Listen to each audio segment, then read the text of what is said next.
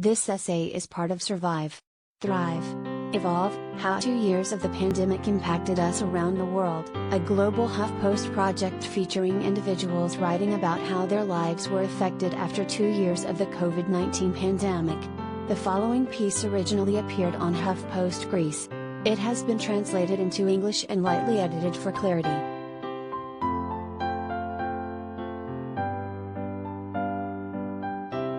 Amaliada is a small town in western Greece with 17,000 inhabitants, mainly farmers who grow potatoes, watermelons, olives and oranges.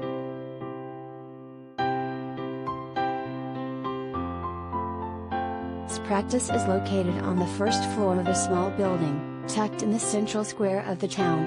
Almost all private clinics in Amaliada are located in this square, and almost everyone who lives there know the doctors by their first names.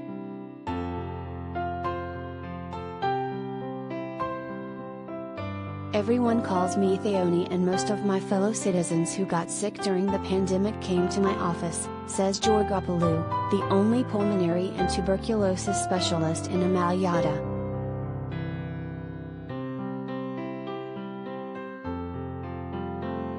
Georgopoulou will never forget February 28, 2020, or what played out within the walls of her 165-square-foot office on that day, when a local group from Amaliada returned home from a vacation to Israel.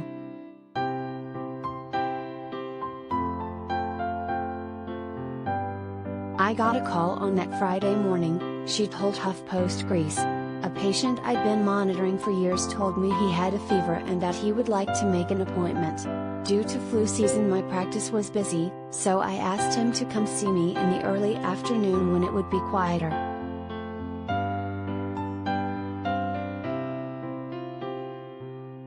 When the patient arrived, Georgopoulou followed typical protocol and ran some tests. 2 days later, the wife of this patient came to see me with a cough, she said. It was just a cough. Nothing else. No fever, no other symptoms, but it was a very intense cough. 3 days later, the day the first case of COVID-19 in Greece was announced, I was seeing the last patient that had gone on that trip. It turns out those patients were the first in Greece to be diagnosed with COVID-19.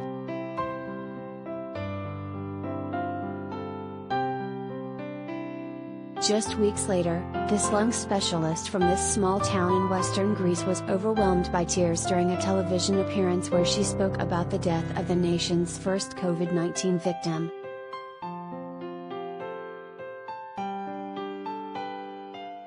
I don't know if it was the most difficult event in my life, but it was definitely the most difficult to cope with, Georgopoulou said in the interview. He was my high school math teacher, a friend, an educator, a trade union campaigner for 30 to 40 years. I knew him from when I was 13 up until 54, which is the age I am now. I owe this man a big thank you, because even as he was dying, I never stopped learning from him. He taught me things that were both useful for my patients throughout these 2 years and for me personally.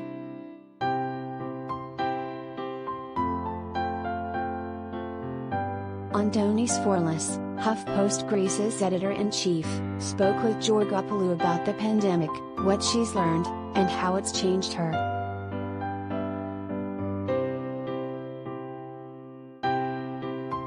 HuffPost Greece, 2 years after the outbreak of COVID-19, what is the biggest change you've seen?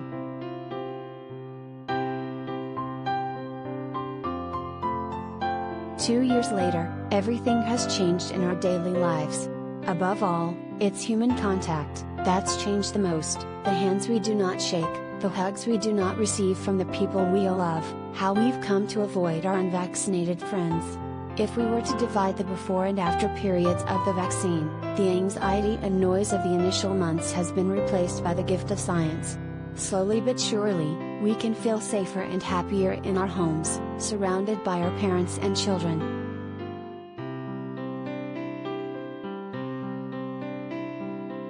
How has the pandemic changed you personally, both as a doctor and a person?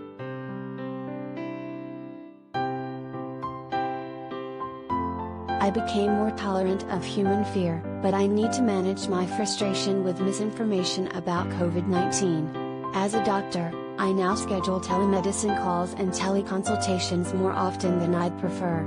And, of course, laughs, I became the frontline corona warrior, as my daughter calls me.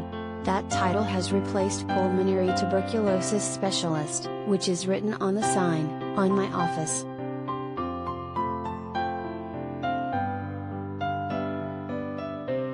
The pandemic is often described as a nightmare, one we'd like to wake up from. Is there anything positive you've seen emerge during the last 2 years?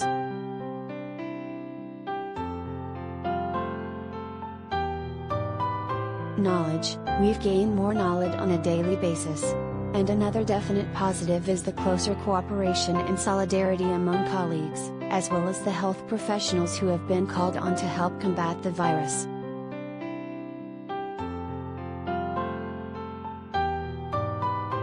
You examined the man who ended up being the first victim of the pandemic in Greece. What did you learn from that experience?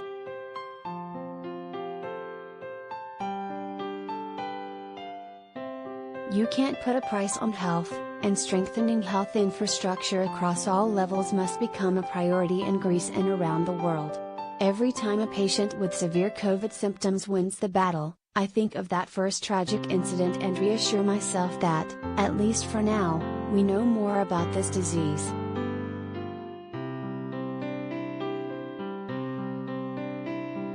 When I first met you 23 months ago in Amaliada, you told me that you believed we would beat COVID. Did we win? And if so, at what price?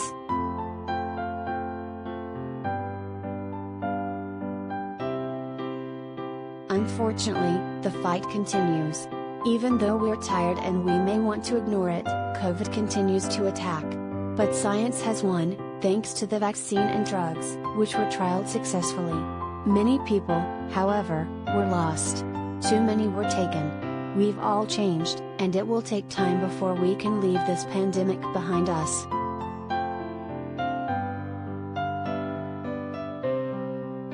Do you have a compelling personal story you'd like to see published on HuffPost?